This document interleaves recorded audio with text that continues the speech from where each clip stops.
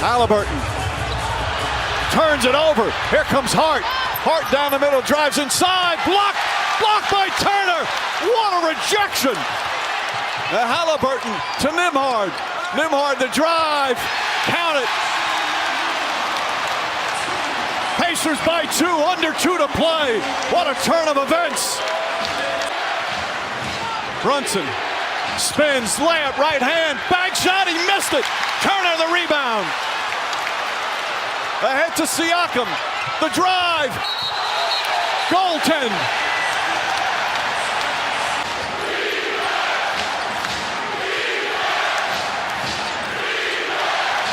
Brunson step back 3.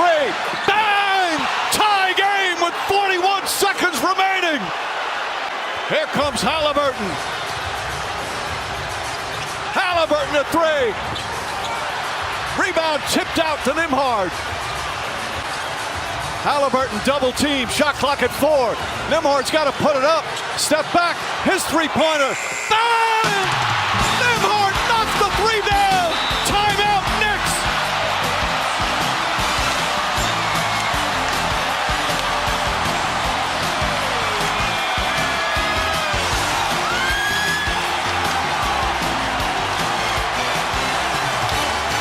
That's it, it's over. Pacers get the win. Right back in the series. What a game, what a series. This is Tyrese Haliburton, and you're listening to Setting the Pace. And the Indiana Pacers win Game 3, 111-106 over the New York Knicks. And they make this a little bit more of a competitive series as they only trail 2-1, heading into Game 4 in the afternoon on Mother's Day. But we're here to talk about the 111-106 victory. I think we got to give a shout out here, Facci. Andrew Nembhard with the game in the balance, 106-106. Drills a 3-point shot as the shot clock is expiring with 16.2 seconds left. He drills it, and then the Pacers get their defensive stop that they need. Aaron Nesmith knocks down the clutch free throws, and the Pacers walk out of there with a 5-point victory after, letting that 5-point lead they had at the half vanish in the third quarter. It was a crazy, crazy game, Facci, but this was a fun one. This was a great playoff atmosphere and a lot of back and forth, but Indiana finally able to pull one out against New York. This is what it's all about. This is playoff basketball. Yes, you weren't facing elimination, but your backs were against the wall. You had to respond, and I felt that the Pacers, they came out early, they looked good, but even when they fumbled that lead and the Knicks took the lead, they showed something. They showed a lot of heart. They showed the hustle. They won the fourth quarter. They did everything that they needed to do to be able to, push ahead when it mattered most in crunch time. And, Andrew Nembhard, like you mentioned, that three-pointer, that was a moment. 30-foot three-pointer. Only him and Dame in the last 25 years are the only players to hit game-winning threes from 30 feet or more, with under 30 seconds to go. And just what a shot. I got to admit, before that, when Nembhard had missed 2 threes, I was thinking, oh, come on, anybody else.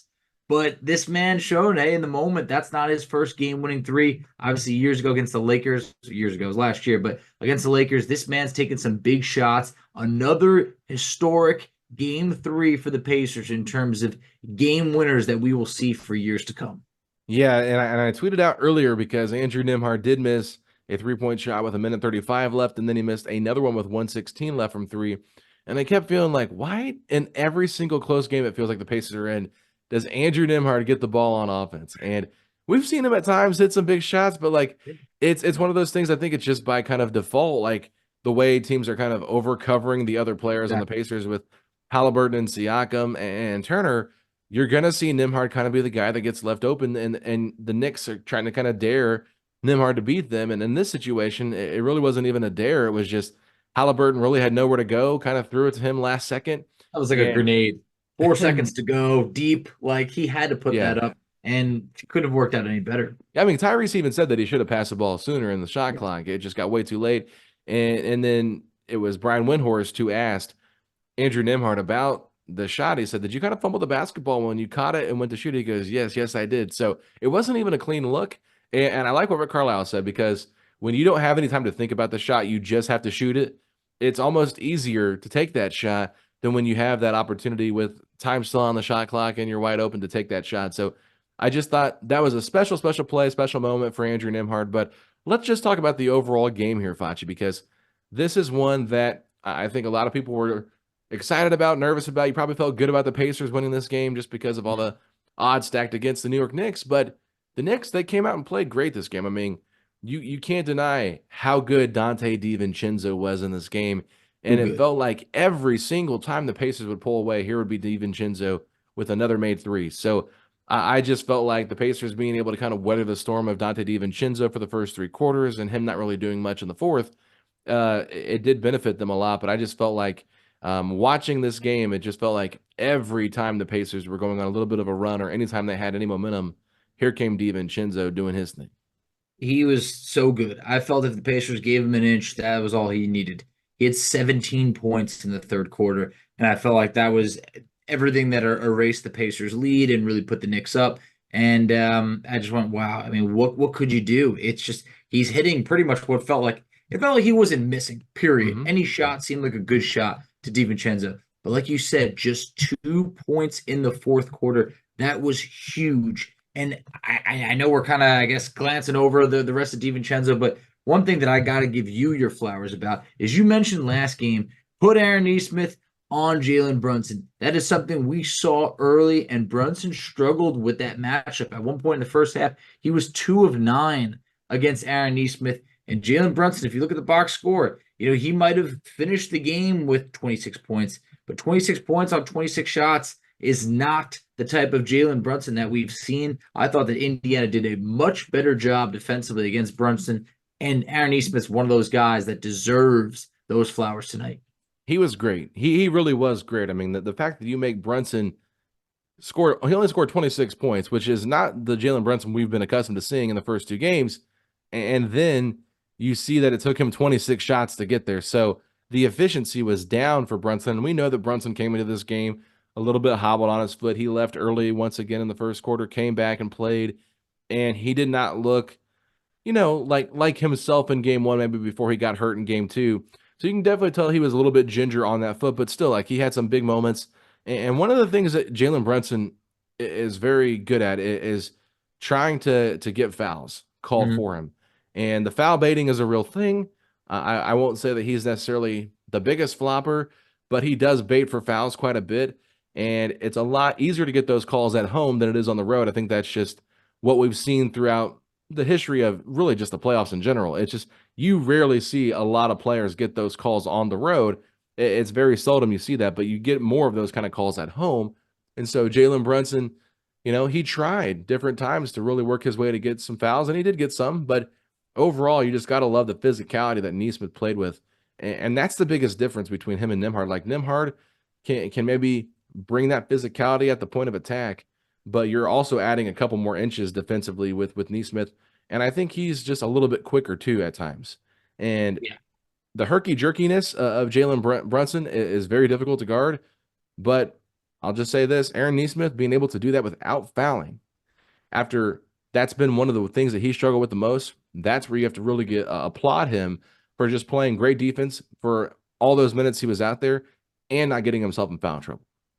Yeah, Nesmith was huge. Great bounce back performance for him. I mean, the defense, like we talked about, it felt like the missing ingredient. I really do hope that Indiana figured something out against Brunson moving forward. Definitely want to see more of that matchup. Also gave the Pacers 10 points, 6 boards. I think that was big. He was 2 of 3 from 3-point land. Just great stuff out of Aaron Nesmith. But man, I just feel like you got a well-rounded effort from this Pacers team overall. Haliburton really set the tone early on that he was not backing down. He was shouldering this Pacers team for a while. He had 23 points at halftime. No one else had more than 12, and he carried it through. The 35 points, it's a career high. He tops 34, what he did last game, but 14 of 26 shooting. We begged this man to shoot after game one. He had 6 shots. Then in game two, 19. Tonight, 26. Alex, he's done something now it put him in an elite category.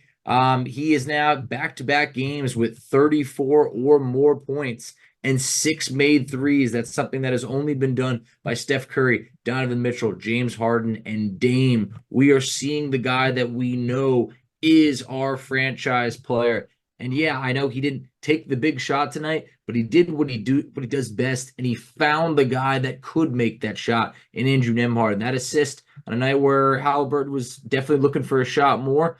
It's funny that, hey, he found the biggest assist of all when it mattered most. Yeah, I mean, Tyrese Haliburton was fantastic in this game, and he really kept Indiana afloat in that first half.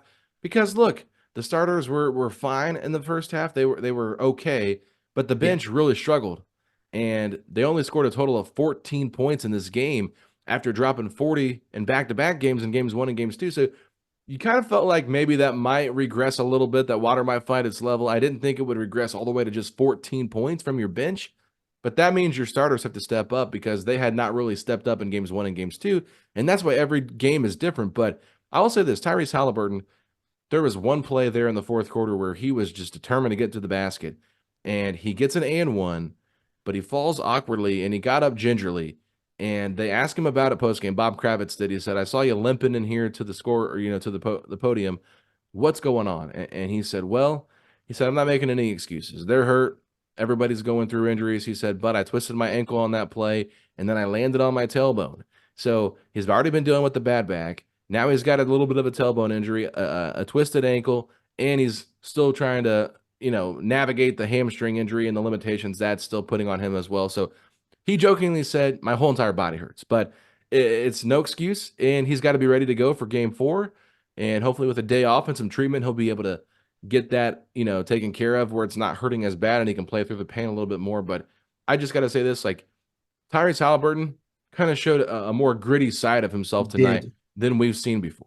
This was a gutsy performance by Haliburton. You could see, I mean, from watching on TV, I saw when he rolled zinc, and I went, oh, no. And you saw him limping around. And, yeah, you mentioned, the back when he fell. I was just like, this guy is hobbled right now. And he hasn't made excuses. Like, we've known for a while the back's an issue.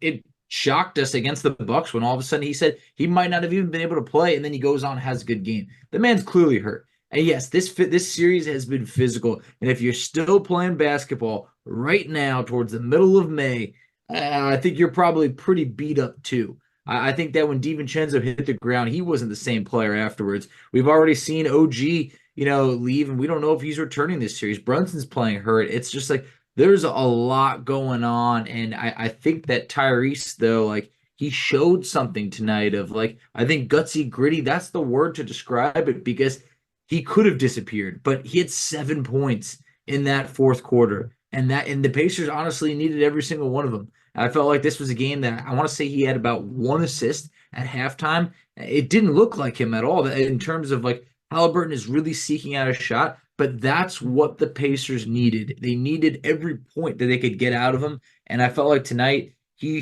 showed that he was not the guy that you saw in game 1 that's scared of the moment. He really rose to the moment. And it's not that he didn't take that shot late in the shot clock, because it would have been a bad shot. He found the guy to make it happen, and I think that all night he was making plays and clutch baskets for the Pacers. And this was that type of night that I felt great when you see Brunson and Haliburton go head-to-head, saying, hey, look, this isn't just some landslide. These are 2 of the best point guards in the East, 2 of the best point guards in the league. I'll just say this. In the fourth quarter, Facci, this is where we really saw Pascal Siakam come to life. Mm-hmm. And Pascal Siakam, he kind of got off to a rough start. He got in early foul trouble. He got his 3rd foul in the beginning of the second quarter. Didn't really get to play much. Came back in, I think, towards the end of the second quarter and was able to survive those minutes without getting in foul trouble and picking up his 4th. But he was phenomenal in the fourth quarter. He had 9 points. He had 3 rebounds. He had a block, which was huge, that chase down block that he had.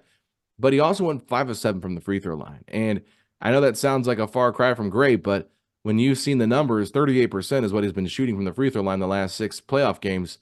He stepped up big. He ended up going 7 of 9 from the free throw line, but 5 of 7 in that fourth quarter was huge to me. And he had those 9 points. Him and Tyrese Haliburton combined for 16 of the Pacers' 26 fourth quarter points. So that's what you really need from your big 2. And we talked about that last game. Pascal needed a game where he kind of stepped up, and it felt like this was a great opportunity for him to do that with OG Anunoby out. And they did play Precious Achiuwa at times out there at the 4, but they also went smaller with Deuce McBride, and they put Josh Hart out there. But when Josh Hart got his 5th foul, they changed things up and put Hart on Turner and then put Hartenstein on Siakam. And so it did kind of change things up. And I think that the Pacers will probably look into that a little bit more because that's not something we've seen the Knicks really do in this series, or at least I haven't noticed it. I kind of wonder if that's something New York will continue to do. If they're going to be without OG Anunoby. He was already ruled out for Game 4 by Woj. So I think that if you have Hartenstein on Siakam, I think it allows for Haliburton to kind of get into that pick and roll game a little bit better with Siakam. And then you drag Turner out to be more of a floor spacer.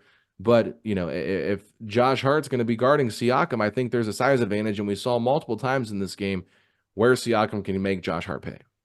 Yeah, I definitely think that is an advantage that India needs to, keep going to in terms of Siakam, because at times he's been too quiet. I saw people on Twitter saying, I don't know if he's worth the max. It's like, guys, come on. This is the second round of the playoffs. This is tough. But he showed that, hey, he is everything that we need him to be. Get the man the ball more. I mean, the 14 shots, that's the second most shots on the Pacers. I think that was great tonight. And, for New York, they're going to have they're going to have some struggles trying to play with this thin of a lineup. We saw Jericho Sims played a couple minutes, but they're still running that 7-man lineup. They look tired at times. This was the first time that Josh Hart did not play 48 minutes in this series. He played 43 minutes. You and I were talking offline. He looked pretty gassed. So I think that this is, the Knicks are starting to wear down a little bit. OG is one of the best two-way players in this league. I mentioned it. They're 26-5 with OG. They're a very different team without him. And the Pacers have to be able to take advantage of this. But you mentioned Miles Turner. Turner rose to the occasion and was what we needed from him. 21 points, 10 rebounds. His best game on the glass. The 10 boards doesn't even do it justice, Alex, because 6 of them came on the offensive side of things. 6 offensive rebounds from Miles Turner and 3 blocks. The block that he had on Josh Hart, hey, might have been a goaltender, who knows? But in that moment, that's effort. He chased that down. That block led to a Nembhard fast break layup that the Pacers needed. That has a huge swing. That's a 4-point swing right there. So Turner, after a really rough game 2 where he really wasn't anywhere to be found, had big moments in this game. And I feel like this game might have woke him up for the series. Yeah, I mean, I think we were all kind of expecting Miles to have a bounce-back game at home because we saw how well he played at home in Games 3 and Games 4 against Milwaukee. And while he didn't have a great Game 6, it was a lot of foul trouble, but everybody else played really well. He didn't have to have that great of a game. But, yeah, that goaltend that I honestly, being in the arena, and I told you this, and from Game 1, they don't show you all the angles, and you're kind of watching everything in real time. It's a lot easier to see this stuff on TV. So I didn't even realize it was a goaltend because it just happened so fast. It was just like, okay, Turner got down there. You told me, before we recorded, you're like, yeah, I'm pretty sure it was a goaltend. Like it hit the backboard first before he blocked it. So Pacers got away with one on that specific play, and it kind of evened things out with the kick ball that was missed in Game 1. Do I think it was the difference in the game? Maybe. I mean, the Pacers win by 5 points, and that's a big swing right there because you talk about it, a 4-point swing, and the Pacers win by 5. I mean, yeah, so, I mean, if you're in New York and you're listening to this podcast and you're a New York fan and you're referring to me as Evil Alex from the last podcast I was on with the Knicks Fan TV because their host is Alex and they were calling me Evil Alex. Oh, wow. I respect it. I love it. Let's have a little bit of WWE type of rivalry going on here. I'm not going to sit here and say, oh, man, the Pacers got screwed in Games 1 and, for what happened there and say the Knicks didn't get screwed for this one. Maybe the Knicks did get screwed a little bit on that call. So, it's a bit of a bummer, obviously, but I think that there was some other stuff there that I thought the Knicks definitely in the third quarter got a lot of benefit of the whistles when they were driving to the basket with the barely touching, Pacers barely touching them as they're going to the basket. When you see some of the Pacers attacking and they're getting hit a lot harder down there, so calls even each other out, whatever. But yeah, I mean that goaltend is big. It's a big changer, and Pacers get the benefit of this one. It is. It is a big change. I don't feel bad for the Knicks. I don't, because the calls that were going against the Pacers in Game 1 or later in the game when it was, it truly felt like the game could be on the line on that call.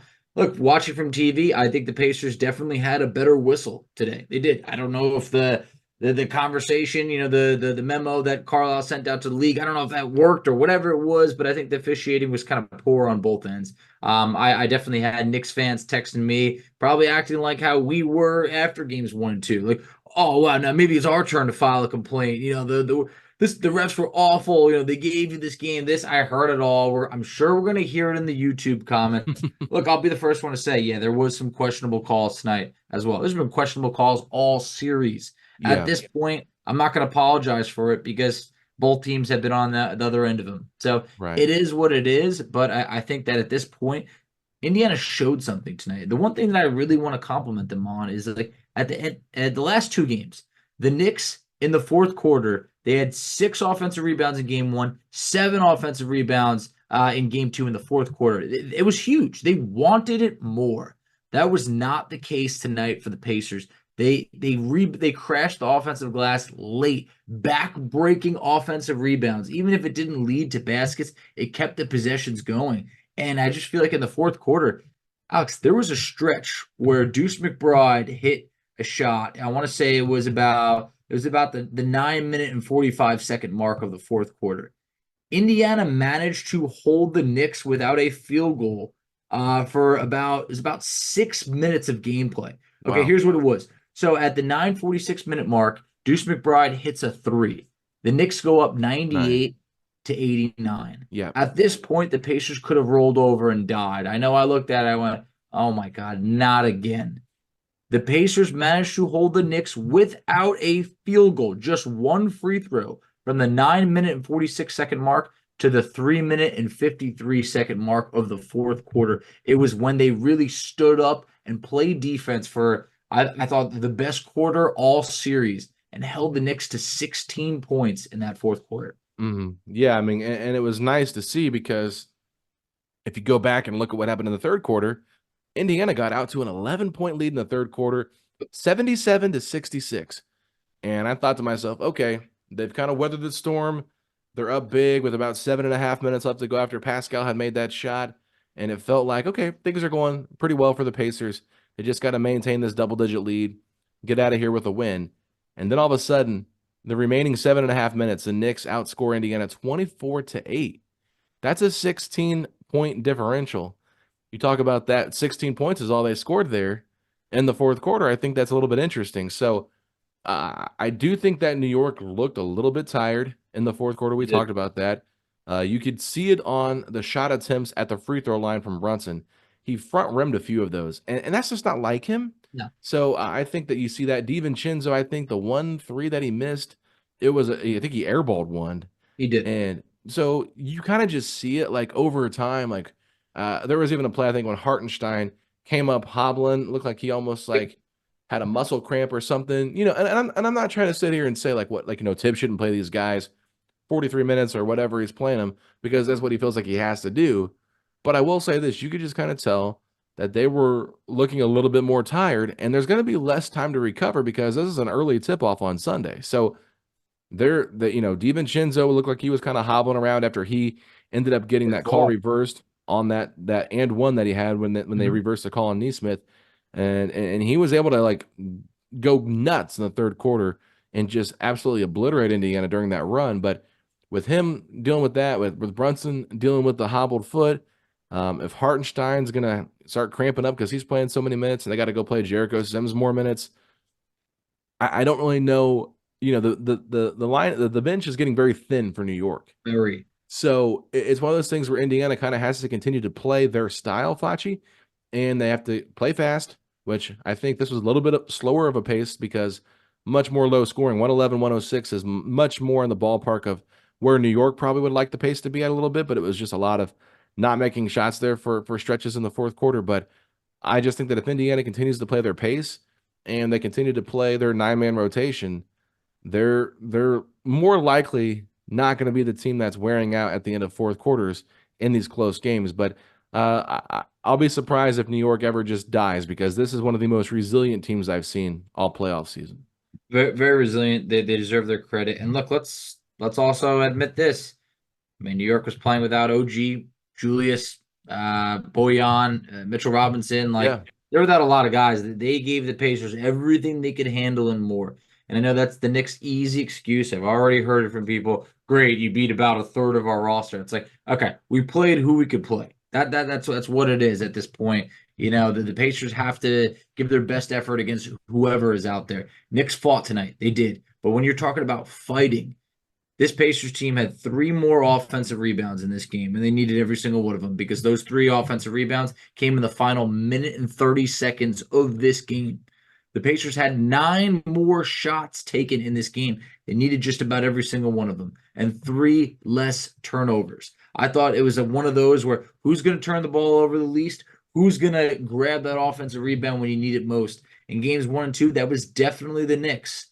I think that tonight just really showed the Pacers just almost like a boxing match. It reminded me of Rocky versus Ivan Drago, where it's like, hey, you might lose a couple of rounds, but can you deliver that late blow late in the game? And I felt like the Pacers were able to do that.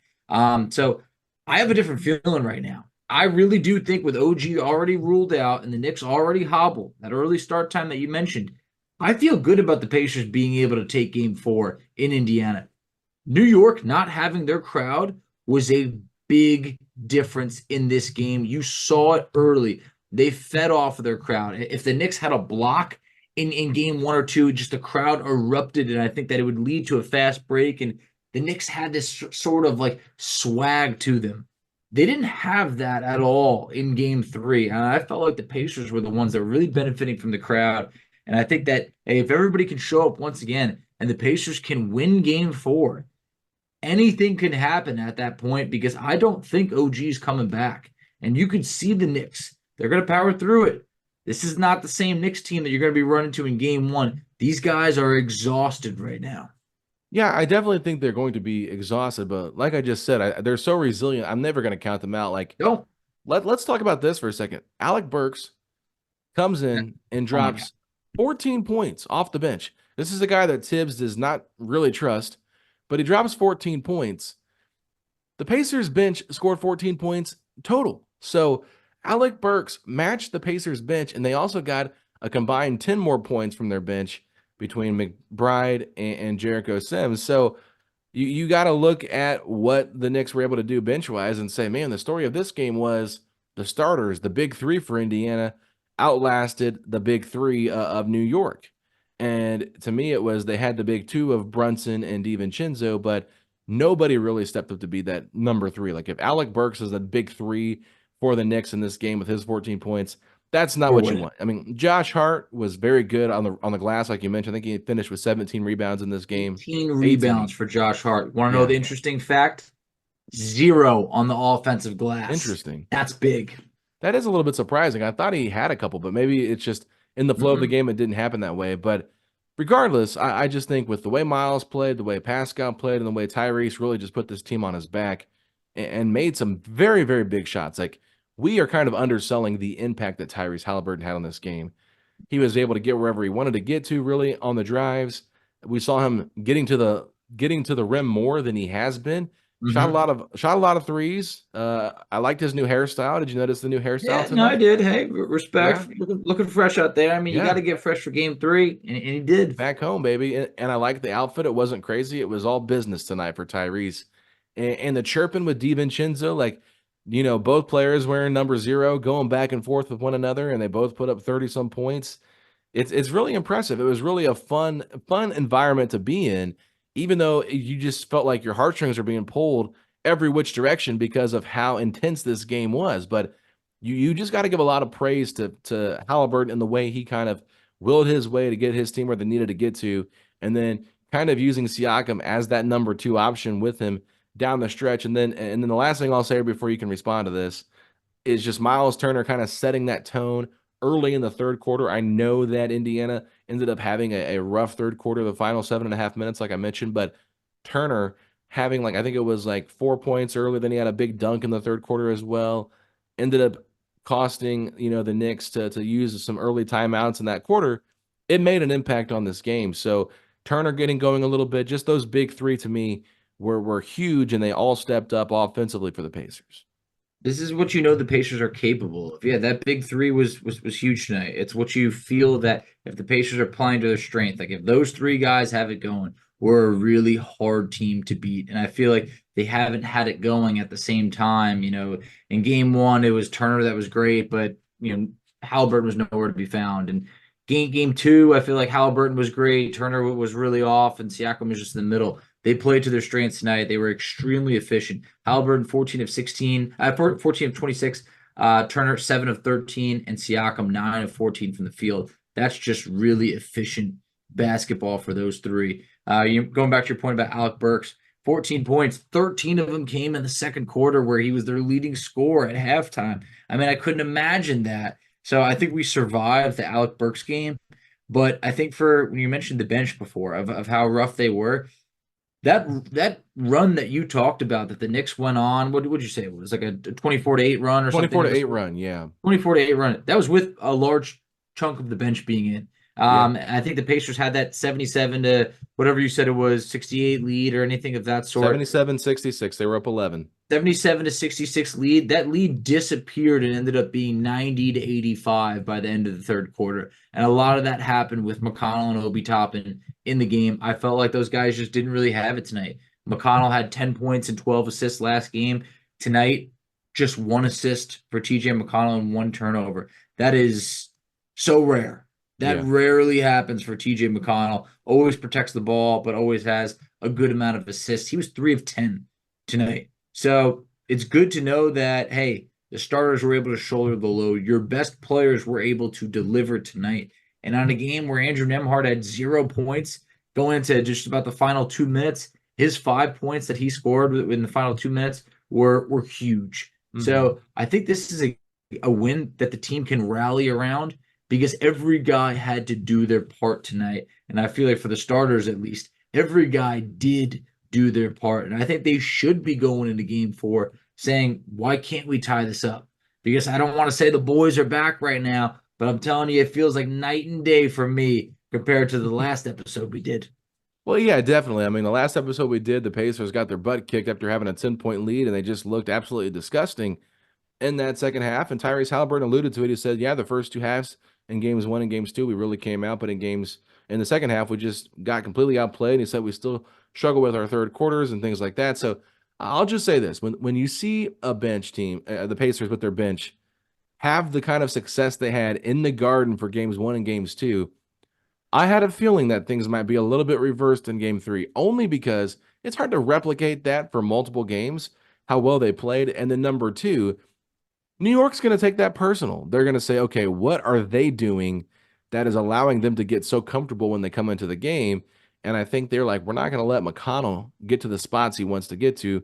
I thought the Knicks defense looked much better against that bench unit, and they weren't able to really get into the spots they wanted to, and a lot of their shots didn't look that great in the flow of the offense. So I think that's a big reason why New York just made some adjustments defensively to really take away from what that bench unit was doing. And so now it's like, okay, what is Carlisle going to do to kind of, readjust with his bench unit? Does he maybe play Toppin a little bit, more with Siakam, or maybe more with Turner? Like, what can they do differently? Because there was a stretch out there when it was like McConnell, Toppin, Shepherd, Turner, and Haliburton, and that group had a nice little run in the first quarter before they went to more of an all-bench unit lineup, and that team really just got a little stagnant offensively. So I think that when you see McConnell having the impact that he had in games 1 and games 2, and the same with Obi Toppin, like, they were trying to eliminate them from being that successful tonight, and they did a good job. But that's when the starters really had to step up. So kind of a little bit of a reversal from what you saw in the Bucks series. It was the starters kind of carried the team at home, where it's been, the starters kind of carrying the team on the road. So that to me was what I thought was really impressive. Yeah, it's definitely a shame to not win one of those 2 games where the bench was phenomenal, but sometimes it's just how the cookie crumbles. I do think that this bench is too good to have another type of performance like this in game 4. I do think things will even out a little bit. McConnell was probably bound to come back down to reality. He had, by some numbers, kind of been the best pacer through 2 games, and that's not really what you expect or want to count on. So I think McConnell's going to be just fine. I think Obi Toppin can have a good bounce-back performance as well. But I'm just really happy with what we saw tonight in terms of, hey, how are you going to respond to this when the league's, looking at you, thinking like you almost kind of don't belong, and you're complaining about the refs, and Knicks fans think they're going to sweep you, things like that. It's like, this is where you have to say, whoa, we're a prideful fan base. We're a prideful team. We're going to come out here and we're going to show you're not just going to come into our home court, and sweep us. The Pacers have now won 9 straight at home. They have something going on here. 4-0 in the playoffs. We got to keep riding this out. I think that, Friday nights, hey, sometimes that could be a little bit tough. I get it. Sunday's Mother's Day. Apologize to your mother. Bring your mother. Take her to the game. Do whatever you got to do. We need the fans out there because if you can tie this series up, anything can happen. Anything can happen, but you have to tie this series up if you really want to make it a series. If you don't, if you get too excited about this big win you had tonight and you take your foot off the gas for game 4 and you get down 3-1, you might as well just mail it in at that point, because I know you can come back from 3-1, but you don't want to put yourself in that predicament. The Pacers know exactly what they have to do, and that is protect home court, like Tyrese Haliburton has reiterated after the last 2 games. It's not a playoff series until the road team wins. So got to protect home court, and you got to really prove that you can take advantage of this hobbled Knicks team and just beat them. And you can't control who's on the court.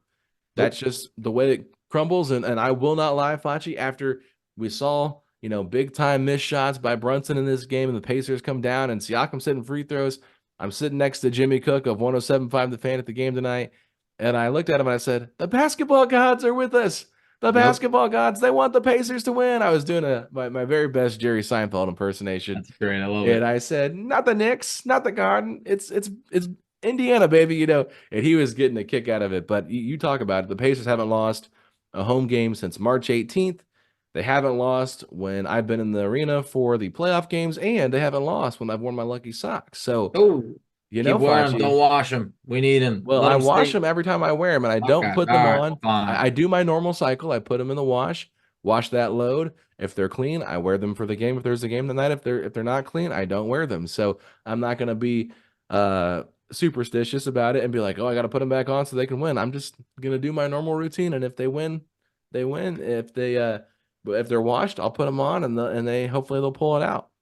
Well, hopefully you're doing the wash soon. You got about 24 hours, so we'll see what happens. But we need everything that we can get, and I think that when Brunson hit that 3 late to tie it up at 106, I mean that's when I was just like, don't do this. This reminds me of the Middleton where Haliburton hit the game winner, but Middleton hit 2 really clutch threes in that game. And I was saying, please, just let us just have this. And finally, yes, the basketball gods were able to shine upon us. So, hey, if you're listening to this right now, I hope you're as amped up as we are. I already tweeted it out that air is going to be so crisp tomorrow. I'm telling you, it's going to hit differently because right now, people are going to say, hey, this is a series. This is very much a series. I stand by it. Through 3 games, the Pacers have been the better team. The Knicks have executed when it mattered most in games 1 and 2, but the Pacers were the one that did it in game 3.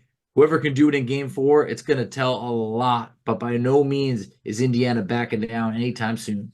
No, they are not, Facci. So let's go ahead and wrap this one up. Let everybody know where they can find us at on social media. Absolutely. So you can find us on Twitter at PacersPod. STP. You can find Alex on Twitter at Alex Golden NBA. I can be found on Twitter at _FACCI. You can find us on Instagram at PacersPodSTP. You can find us on Facebook at Setting the Pace. You can find us on TikTok at Setting the Pace. And Alex, tell them where they can check us out on YouTube.